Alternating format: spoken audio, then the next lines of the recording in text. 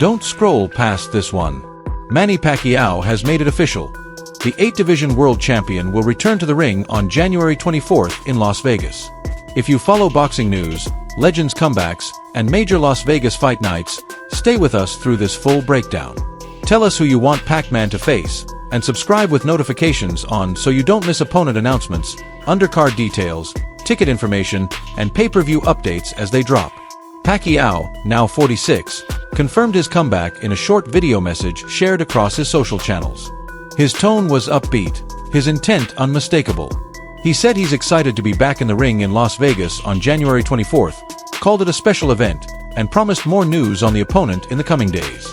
The announcement lands months after his July reappearance against Mario Barrios, which ended in a majority draw, a result many observers felt could have gone Pacquiao's way. That debated outcome helped fuel speculation that the Filipino icon had more to give, and that a full-scale return wasn't just possible, it was likely. The opponent watch has already begun in earnest, and one name sits at the top of the list: Rolando "Rolly" Romero. At 29, Romero represents precisely what this comeback seeks to measure: youth, ambition, and live power. He surprised many after defeating Ryan Garcia on a Times Square card, a moment that pushed his profile into mainstream conversation. For Pacquiao's camp, Romero profiles as a compelling foil for January. Sean Gibbons, a longtime advisor close to the Filipino star, didn't hide where he thinks the stars align. "We believe the perfect time for Manny to make his comeback clear is January, and I think the perfect opponent is Rolly Romero," he said, framing the fight as both feasible and fan-friendly. If Romero doesn't materialize, there are other options with genuine marquee value. Gervonta "Tank" Davis, one of the sport's most marketable punchers, has a fight in November that keeps him in shape and in headlines. Conor Benn is another name Pacquiao's side is keeping an eye on, especially if his late-year plans leave room for a first-quarter blockbuster. Those scenarios fit the same strategic idea: pit Pacquiao against motivated, younger opposition with real commercial impact, and test how his speed, angles, and experience translate at nearly 47. The announcement is classic Pacquiao: straightforward, focused, and aimed squarely at the next challenge.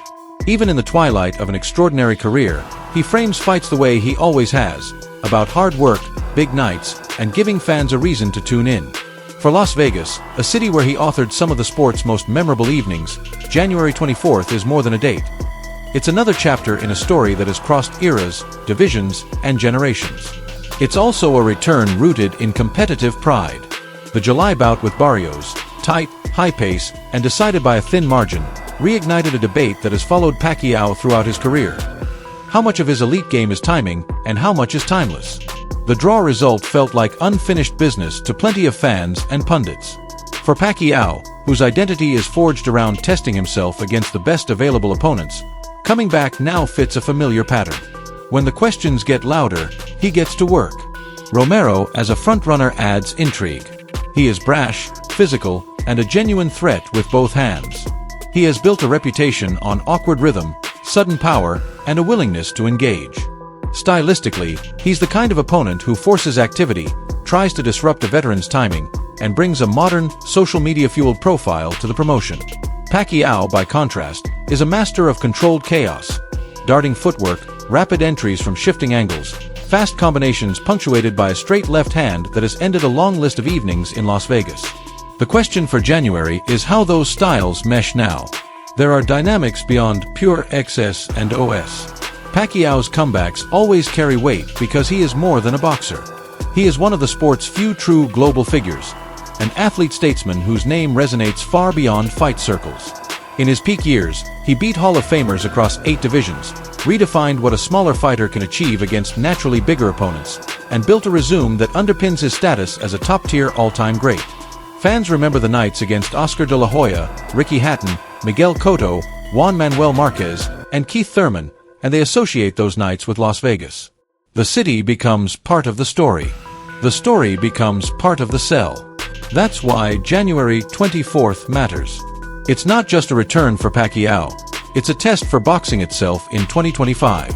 The sport is balancing continuity and change, legends extending their legacy while young champions stake claims in a crowded market. Pacquiao's team understands the assignment. A fight against Romero, Davis, or Benn doesn't only deliver gate and pay-per-view buys, it creates a measuring stick. Can a 46-year-old icon still command the tempo against a fighter in his 20s or early 30s? Can he still find those angles and set traps that collapse range and upend a younger man's rhythm? The road to January will answer other practical questions. Where will Pacquiao hold camp? Historically, the Wild Card Gym in Los Angeles under Freddie Roach has been home base for his biggest wins. Will that formula return? What weight will be targeted for a title or a high-stakes non-title bout? How will the commission handle medicals and pre-fight protocols for a 46-year-old athlete? These are logistical matters, but they matter. They shape the rules, the optics, and the competitive balance. From a business perspective, the timing reads as deliberate. January sits perfectly between the crowded holiday calendar and the spring title rotations. Las Vegas will be buzzing with conferences and events. A fight week built around Pacquiao's return can cut through the noise. Broadcasters and streaming platforms are always hunting for tentpole events to start the year. Pacquiao offers built-in global reach, particularly in Southeast Asia, the Middle East, and North America. So rights negotiations will be watched closely. If Romero signs, the promotion sells itself in headlines. Manny Pacquiao vs. Rolly Romero, Las Vegas, January 24th, World Championship implications. The age gap storyline will be inescapable. So will the legend versus prime angle. Yet the subtler appeal will be tactical. Romero will try to crowd, rough, and time Pacquiao coming in, looking to put him on the end of heavy shots as he pivots off. Pacquiao will try to bring pressure behind feints, step around Romero's plant foot, and win exchanges by exiting at an angle instead of straight back. Speed against size. Experience against energy. It's the old grammar of boxing, written into a new sentence. The contingency names deliver different narratives. A Pacquiao-Gervonta Davis fight is the most explosive on paper. Tank remains one of the sport's elite finishers and a pay-per-view draw. The Southpaw versus Southpaw matchup would be a chess match in the pocket, with danger in every exchange. It would also be a lightning rod for debate, a living legend against one of the most feared punchers of the current era. The promotional pressers would be must-see. The risk would be real. Conor Benn offers another path. A UK tie-in with Benn's following could tilt the conversation toward international venues or a Vegas card designed to capture the British turnout that routinely floods Nevada on big weekends. Benn brings youth and volume. Pacquiao brings levels and legacy. It's a story with transatlantic appeal, made for primetime. The larger context is important.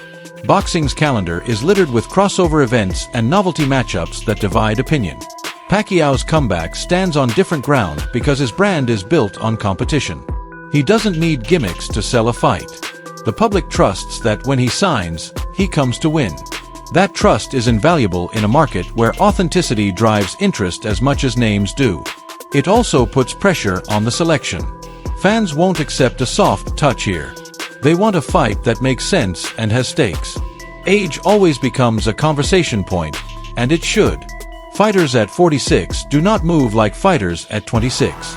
Reflexes are a shade different. Recovery between rounds and between sparring days takes more planning. But Pacquiao has always been an outlier. His training discipline is legendary. He built a career on doing what others said he couldn't. Moving up in weight, outpacing bigger men, reinventing his approach with subtle technical tweaks. If he is targeting January, he and his team have weighed the risks and decided the risk is manageable. They will design camp to protect speed, preserve legs, and sharpen timing, not chase brute mass. The opponent, then, becomes a statement. Romero would signal an intention to face a dangerous, active fighter with a live right hand and fresh legs. Davis would be a high-wire act against a southpaw puncher in his absolute prime. Benn would be a fast-paced war with headline value across two continents. Each says something different about what Pacquiao wants this comeback to be. There's also the legacy ledger. Pacquiao's resume is already unique. First to win world titles in 8 divisions. Wins over champions from flyweight to super welterweight. Fighter of the Decade accolades. Multiple reigns at the top of pound-for-pound lists. He doesn't need another line to validate a Hall of Fame career. But legacies aren't only about titles. They're about the choices fighters make at the end. Who you face when you no longer have to face anyone can define how the story is remembered. Picking a young, live opponent is consistent with how Pacquiao has always operated. Las Vegas, meanwhile, is ready-made for the return. The city knows how to stage Pacquiao Week: arrivals, media day, open workouts, final pressers, weigh-ins that fill theaters, and fight nights that feel like festivals. The Filipino diaspora turns the Strip into a sea of flags and songs. Restaurants load with fight talk. Casinos build watch parties and hospitality packages around the event. For the local economy, it's a welcome jolt at the start of the year. For the sport, it's a reminder of how a true star moves the needle beyond the ring. All eyes now shift to the matchmaking clock. The next few days and weeks should bring clarity. Contracts get finalized. Sanctioning bodies weigh in. The undercard takes shape with prospects, contenders, and regional draws filling out the schedule. Training camp content starts appearing: road work at dawn, mitts at full speed, sparring clips with just enough blur to keep opponents guessing. The machine turns. Through it all, the core story remains simple. Manny Pacquiao is back, and he's aiming high. The July draw with Mario Barrios brought him to the brink. January 24th in Las Vegas pushes him over it. Whether the name across from his on the poster is Rolly Romero, Gervonta Davis, or Conor Benn, the stakes are the same. Prove that the instincts, speed, and ring craft that defined his prime still translate against hungry, younger opposition. This is the fight game distilled: timing, risk, reward. One of boxing's greatest is choosing to test that equation again on its biggest stage. Who should it be? Rolly Romero, Gervonta Davis, or Conor Benn? Which matchup makes the most sense for January 24th in Las Vegas? And how do you see it playing out? Add your prediction in the comments. If you want real-time updates on Manny Pacquiao's opponent, weight details, broadcast partners, and the full fight card, hit subscribe and turn on notifications. We'll track every development, from the first press conference to the final bell, so you're ready for Pacquiao's return to the bright lights of Las Vegas.